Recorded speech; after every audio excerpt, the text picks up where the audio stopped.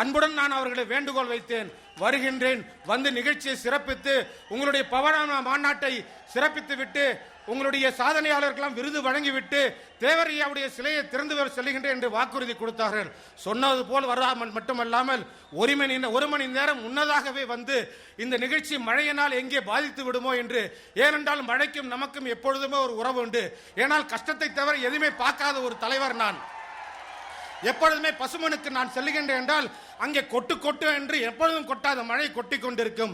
அந்த மழையிலும் சகதியிலும் சேருவிலுமே வேட்டி மடித்துக் கொண்டு 1,00,000 பேருக்கு அன்னதானம் வழங்குவதே நமக்கு வழக்கம். நேற்று கூட சொன்னார்கள், மழை வந்தால் என்ன செய்வீர்கள்? மழை வந்தாலும் இதே போல கட்டுப்பாடுடன் நின்று மழையிலே நின்றுதான் தேவரையாவுக்கு துணை முதல்வர் சிலையை திறப்பதை பார்த்து ரசித்து பெருமைப்படுவோம் என்று சொன்னோம். மழைக்கு நாங்கள் அஞ்சாதவர்கள், மழைதானே எங்களை கண்டு அஞ்சு ஓடிவிடும் என்று சொன்னேன். அதே போல வந்த மேகம் மழையும் சென்று விட்டது. அது மழையான மக்கள் எல்லாம் திரண்டு வந்து தெய்வீ திருவனார் போட்டுகின்ற வகையிலே நம்முடைய மாநிலத்தினுடைய துணை முதல்வர் அவர்களுடைய கரத்தை வலுப்படுத்துகின்ற வகையிலே இன்று நீங்கள் எல்லாம் வருகை தந்திருக்கின்றீர்கள். அவருக்கு தெரியுமோ தெரியாதோ, நானும் அவரும் ஒரே பள்ளிக்கூடத்தில் தான் படித்தோம். சென்னை கிறிஸ்தவ கல்லூரியிலே நான் 8ஆம் கிளாஸ் இங்கே தஞ்சாவூரிலே சென்ட் ஆந்தனிஸ் கல்லூரியில் எங்களுடைய அக்கா வீட்டிலே தங்கி கொண்டு படித்தேன். 8வது முடித்து விட்டு நான் 1970ஆம் ஆண்டு நான் சென்னை கிறிஸ்தவ கல்லூரியிலே போய் என்னை சேர்த்து விட்டார்கள் எங்களுடைய தந்தையார். அந்த ஆண்டுதான் அவருடைய இறுதி படிப்பை முடித்துவிட்டு கிறிஸ்தவ கல்லூரியிலிருந்து அவர் கல்லூரி படிப்புக்கு அங்கே இருந்து முடித்து விட்டு சென்றார்கள். ஆகவே அவருக்கு தெரியாது, எனக்கு தெரியும். என்னை விட அவர் 3 ஆண்டுகள் சீனியர். அதனால்தான் நான் உரிமையுடன் அண்ணன் ஸ்டாலின் என்று அவர்களை உரிமையுடன் நான் உறவு கொண்டாடுகின்றேன்.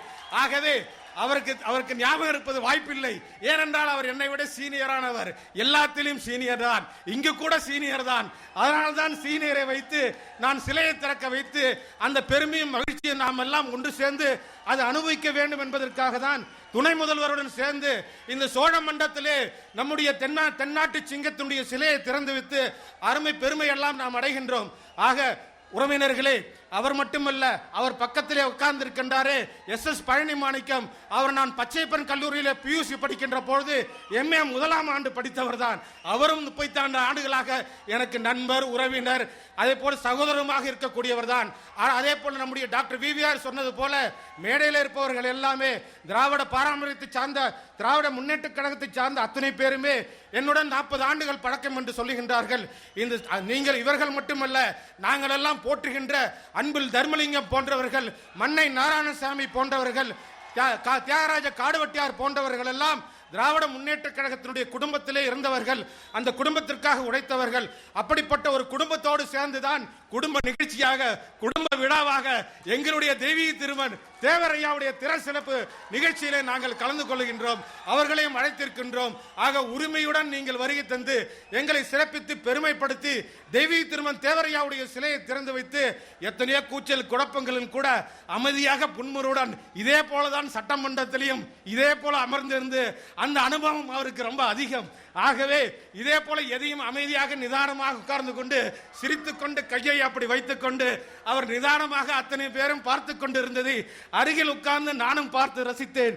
ஆக அவருடைய ரசிகரில் ஒருவனாக இன்று நானும் நீங்கள் எல்லாம் எப்படி விவேக்கோட ரசிகராக இருக்கின்றீர்களோ, ஆகவே நானும் என்னுடைய சீனியராக இருக்கின்ற நம்முடைய துணை முதல்வர் அவருடைய கூடத்தில் ஜூனியராக இருந்த வகையிலே இன்று என்னுடைய சீனியரை நான் ரசிக்கக்கூடிய ரசிகனாக இந்த மேடையில் அமர்ந்து கொண்டு பார்த்து கொண்டிருக்கின்றேன்.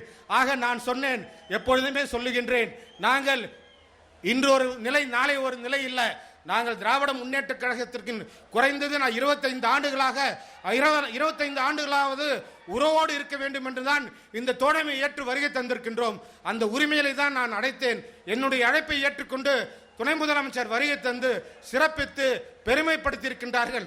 ஆகவே அவர்களுக்கு என்னுடைய மீண்டும் எனது மனமார்ந்த நன்றி. அவருக்கும் அவருடன் வருகை தந்திருக்கின்ற தமிழகத்தினுடைய அமைச்சர் பெருமக்களுக்கும், இன்றும் பெருந்தளாக வருகை தந்திருக்கின்ற தோழமை கட்சியினுடைய சார்ந்த அத்தனை பேருக்கும் சரி, எங்களுடைய அன்புக்குரிய உறவினர் விவேக்கும் சரி, மேடையில் அமர்ந்திருக்கின்ற அத்தனை தலைவர்களும் சரி, கீழே அமர்ந்திருக்கின்ற தலைவர்களுக்கும் சரி, அத்தனை பேருக்கும் என்னுடைய மனமார்ந்த நன்றியை தெரிவித்துக் கொண்டு, அதே போல மாண்புமிகு தமிழக முதலமைச்சர் அவர்களுக்கு மீண்டும் மீண்டும் எனது மனமார்ந்த நன்றியை தெரிவித்துக் கொள்கின்றேன்.